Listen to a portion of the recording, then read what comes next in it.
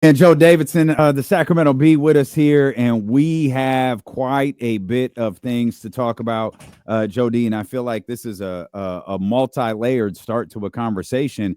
But we learned yesterday, UC Davis headed to the Mountain West, but not for football. Can you like what one how two why like what's going on with this move here for UC Well, Davis? and good to see you guys again. And Kenny, thanks for coming in. We were talking off the air. What he's out there outside in the parking lot signing autographs? I mean, come on, we got a What show. that's what Don't listen happened. to these guys, That's what man. Come happened, on, Joe. man. It's he's out They there. want to come in and But to his hero credit, worship, but not in the he, studio. Let's he go. wanted to make sure everybody got their picture and their autograph. And There was nobody outside. I was actually talking to Pamela. okay, He's a man of the people. We get it. We had to wait. We had to put extra commercials in, just we did. waiting We to did. get this segment going. So yeah, big news for UC Davis. I think it's great that the Aggies are being so ambitious. They want to be in this new conference, the Mountain West. It's going to be reconfigured because they're going to lose some members to the Pac-12. That's being reconfigured by the hour. But no football, not yet. Football could become a member down the road. I like their approach, and you cannot expect to get into a different conference unless you have facilities. And UC Davis has a good basketball arena, and it has a good football stadium, 10,000 seat stadium that could expand. So there's all the potential in the world for the Aggies to be playing football in the Mountain West down the road. And meanwhile at Sacramento State, the Hornets are trying to get into the Pac-12. We've talked about that on this show, but the Hornets do not have a football stadium that's ready, and they don't have a basketball arena that's ready. And those things have to be settled and figured out. I have to find a new football coach. I have a commentary column piece running this week in the Sacramento Bee on all those things about Sac State. And my whole theme is let's pump the brakes. You're not ready for conference realignment without better facilities, and you need a football coach, because what happened last Friday was a stunner at Sacramento State when Andy Thompson resigned. I think he resigned, and I chatted with him and text. He's joining Troy Taylor down at Stanford. He's going to be the assistant head coach. He's going to be co-defensive coordinator. He's going to get a big raise. He did it to save his soul. He really took this season hard. The Hornets were defined by crushing amount of injuries and tough losses. They won 3 games. They won 3 earlier Big Sky Conference championships. Nobody burdens the load more than the coach. We all know that. And Andy was cooked. And so that's a crucial hire for the Hornets. Meanwhile, while UC Davis is in the FCS playoffs, just rolling along with its first-year coach, Tim Plow. So a lot of good things going on locally for sure. Yeah, the move to the Mountain West for UC Davis, I think that's a great look, first of all. But you also look at them not going there for football. It seems to be one of those things where if you can get your foot in the door, you always have that in your back pocket. And I'm a guy, like I'm a basketball degenerate, so I like the Big West. You know what I'm saying? Like I watch the Big West. I watch them in the Big West. I think it's a good basketball conference. And moving to the Mountain West, a little bit more visibility, but it's I don't think you're getting like multiple bids.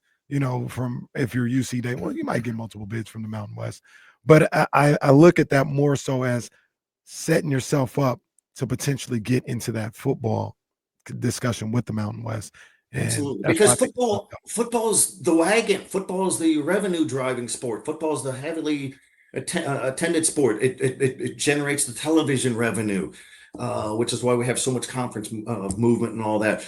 People. It seems like it's ancient history when the Pac-12 dissolved, but all those teams bolted to different conferences because of all the television revenue, Mhm. and that is the big difference. So Sac State and UC Davis are at the FCS level, which is a lower level, a level one spot lower than the FBS, which is all the teams are in the college football playoffs. And what's the big difference? Well, the big boys get massive television money, and television money helps build facilities and all that. So do deep pocketed donors. That's your survival. And then there's the name, image, and likeness, the NIL, which helps compensate players, meaning players. And we're not talking the old SMU of the early 80s when money was putting cash was put in envelopes and Allegedly. kind of, allegedly all this sneaky deal. We're talking about if a college football player wants to do an autograph signing or work at an auto dealership and be the face of their pickup truck or something. That's where the NIL money can help on all those. And UC Davis and Sac State's never had to deal with that. They do now if you want to be a player, even at that level. Yeah. Cal Worthington.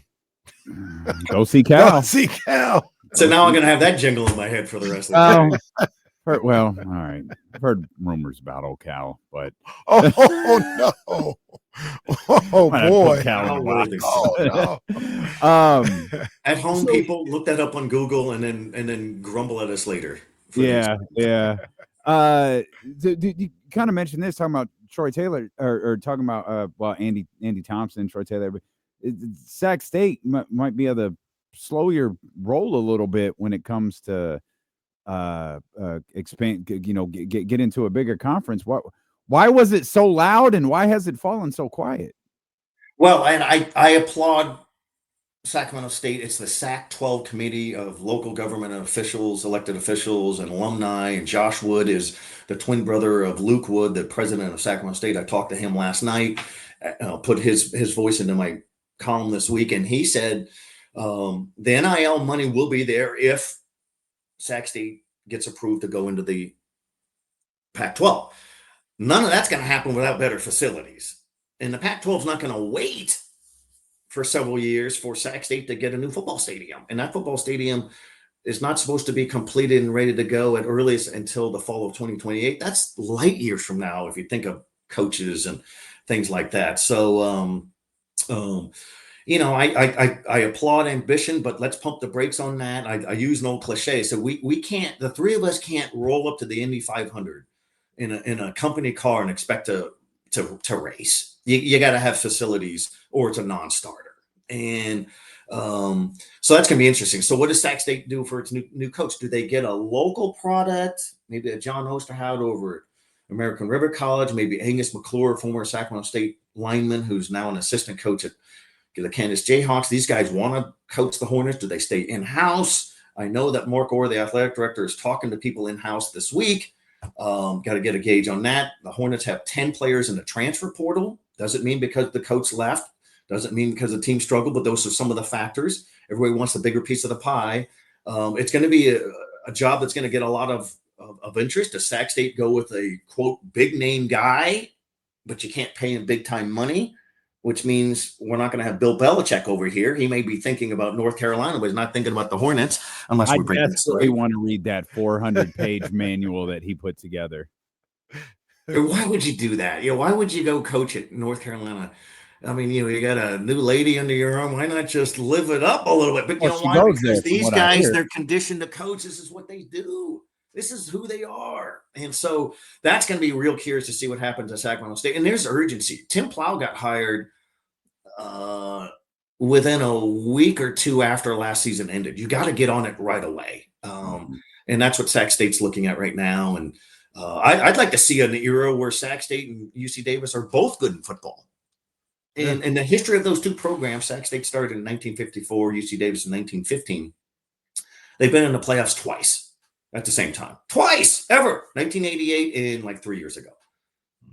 So let's get it where they're both in the playoffs and just elevate this local game and this local brand, because we know the high school football around here is monstrous. With a CIF state finals this week with two teams. We got New School 12 Bridges of Placer County, 14-0 in their third year. Unbelievable. Coach Chris Green has done amazing things. And the Grant Pacers, we've heard about them forever. They're in their third straight CIF state final. So that's old school pride and new school pride doing some big things. And how about that? That's amazing.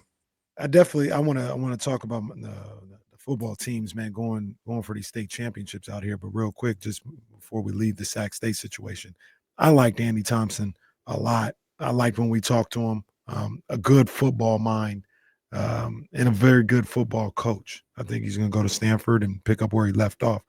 I don't think he was the guy for what Sac State is trying to do right now. They needed somebody that's going to help elevate that program, and I just didn't see him as that guy. So I know it kind of puts things in a little bit of a crunch, but this might be a good thing because they can go get somebody that they believe can kind of mirror the ascension that they're trying to make in the landscape of college sports with the actual product on the field. So That's a great point. Okay. And so what can they afford?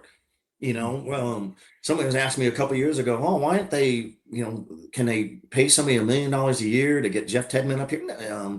Tedford up here? No, they don't have that kind of money, and they don't have the kind of money to buy out contracts. When you get in a bigger conference, that changes the television revenue. I thought the world of Andy Thompson. He was an excellent defensive coach. The head coaching gig really wore on him. He looked completely wiped out. He took it personal. He apologized to the coaches and the players last Friday when he surprised them with his resignation. He's no quitter. I think when Troy Taylor, his good friend in this business, said, "Hey, come rejoin me," Taylor's the one who brought him to Sacramento State before the 2019 season. Then they won 3 conference championships. So I think that's a great move for Andy, and it's an incredible opportunity for athletic director Mark Orr to find the next coach. And it's exactly what you were just talking about there, Kenny. This could align perfectly for the ambition that they have. So this is a crucial hire. He also doesn't want to get a coach, I don't think.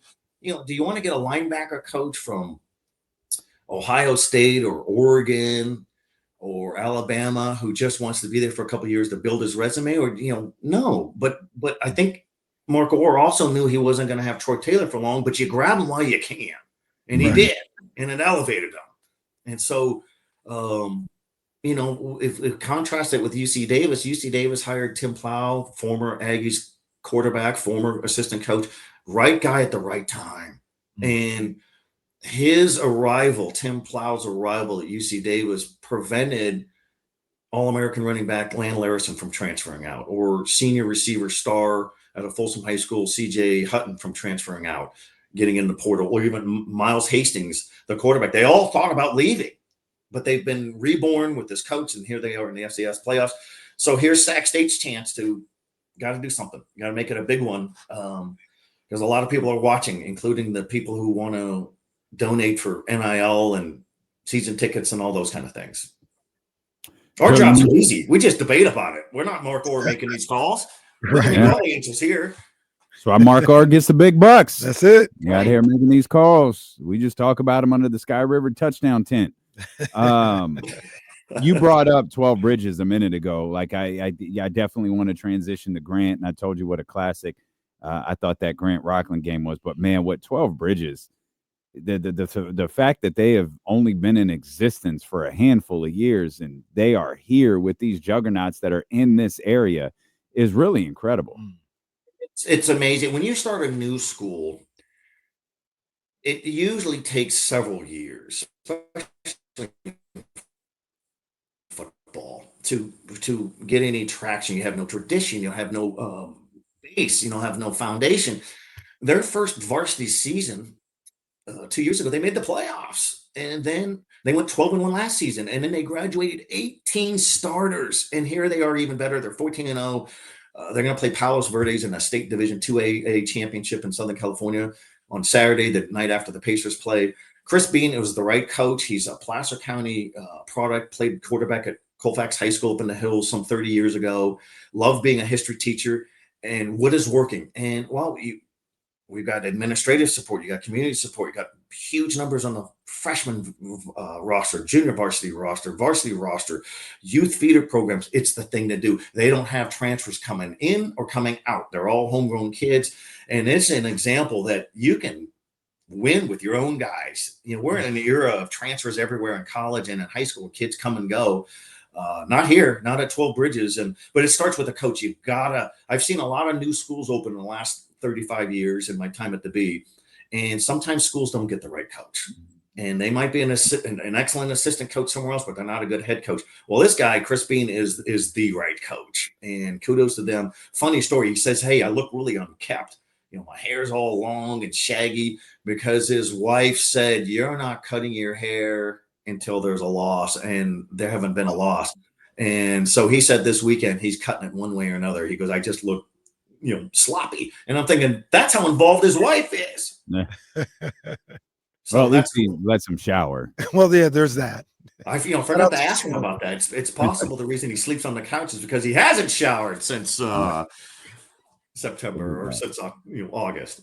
Hey, coach, one of the other local teams going to play for a state title is the Grant Pacers. We talked about that game against Rockland, one of the great games, Yes. great championship games. You saw the end?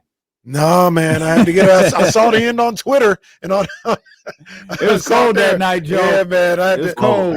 If it was by myself, maybe I would have got it out because I don't like leaving games early. But I couldn't have my son's toes getting amputated because for frostbite.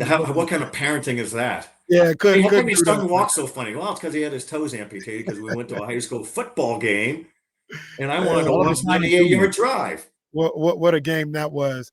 And one of the great stories I think of this Grant run is if you watch that game, you remember that game, they couldn't make a kick to save their lives. No extra points, nothing.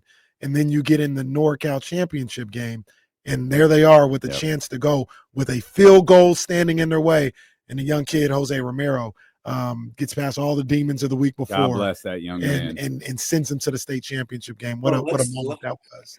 And Romero is only a sophomore kicker. He's quite a kicker. He's a delightful young man. I saw him at practice yesterday.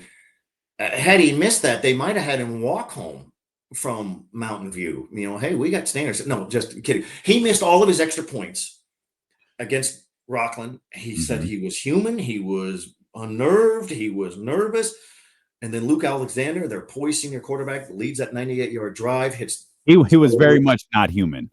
Yeah, he was exactly. And then Edwards, not Edwards, but Alexander leads another drive last week in the NorCal finals, and they set up the kicker. They didn't lose confidence in the kicker, and he went out there and delivered. They hoisted him on their shoulders. They were chanting his name. That's really cool. And here's Grant with a star quarterback, Luke Alexander, who just doesn't get rattled, is unflappable. And, he led Grant to a state final last year as a junior leading a senior dominated team. Now there are a bunch of youngsters. So how's that for leadership? And the coaches over at Grant, a whole army of them are former Pacers, Sid Quan Thompson, Carl Reed, Devin Cunningham, Toshan Starks. They're always a great story because the Grant Pacers are sustained by family, meaning the cousins and brothers and uncles and fathers have all played and they all come back. And a lot of them never thought they'd come back. A lot of people can't wait to leave high school in their community, but they come back to Del Paso Heights to teach and coach because of what football gave them. And so, they're celebrating. Del Paso Heights has such a great community. At that game against Rockland at Hughes Stadium at Sacramento City College, the visiting side for Grant had a massive turnout of fans, and the Grant fans will let you know when they're not happy, like when Grant went winless 3 years ago, and they planted for sale signs in the front yard of the coaches, like leave, and then they'll let you know when they're happy, and they're happy now. So their support has always been there, one way or another. Signing day not too long ago. Any major notes come out of that, Joe D? Yeah, we had 16 guys sign, and college football used to have signing day in February. There's now an early signing period to kind of take the pressure off of all these kids. I think it's a good idea. To have 16 guys sign is remarkable because it's so hard to get scholarships. I mentioned in our Sacramento Bee story that there are more than 1 million kids who play high school football in America. A lot of them want to play on scholarship. 2% get a scholarship. That's how hard it is. And so for these guys who sign, we have Caleb Edwards. He looks the part, 6'7", 250-pound tight end for the Oak Ridge Trojans up in El Dorado Hills. He's going to Alabama. He is not graduating early, Kenny Caraway, because he wants to play basketball with his guys. So how cool is that? He knows he's got the rest of his life to lead the rest of his life. Folsom had 5 guys sign. Our best player hasn't signed yet because he's only junior, 5-star quarterback, Ryder Lyons, national recruit for Folsom. So he'll sign next year. So it's. I think these players are appreciative. They know how hard it is to get, and kudos to those guys. We've seen it over the years. We see guys play well in college. We see guys become first-round picks in the NFL, and we may see some more down the road from here. Yeah, well, and Joe D, you talk about football season was fantastic this year. We've got one more week left, but it's my time of year coming around the corner, man. They got some things going on. High school hoops is going down. And, there's a lot of great teams around the area. The new Delta League, what they're doing in basketball is about to be crazy. I can't wait for that for sure. But, shout out to my boy Tony Vaughn. I think McClatchy about to turn up. I don't know how long it's going to take, but McClatchy's on his way back. I'm going to say that right now. Go Lions. McClatchy needs to be back. It's good for the city school. So we ran our Sacramento Bee top 20 basketball ranking, their first one today. Destiny Christian's our number one team. Who? That's the former Capital Christian off of Highway 50. The Monterey Trail Mustangs of the Elk Grove Unified are number 2. Folsom 3, Intercom 4, Franklin Wildcats of Elk Grove Unified, Delta League is 5, Sac High, Natomas, Rockland, Sheldon, Vanden, Christian Brothers, Rio Americano, Del Oro, Jesuit, right on down the line. I think we're going to have a fantastic year in basketball. We don't have a clear number one. I had to, who's our preseason number one? It doesn't matter what people like to talk about ranking and all that, but we have so much balance. And girls basketball may even be better. And we have small school Colfax. We got the Folsom Bulldogs, the large school powerhouse. We got your alma mater, Kenny. The McClatchy Lions are our number 2 team. Nina Kane is our B player of the year last year. She's going to the Washington Huskies. She's worth watching.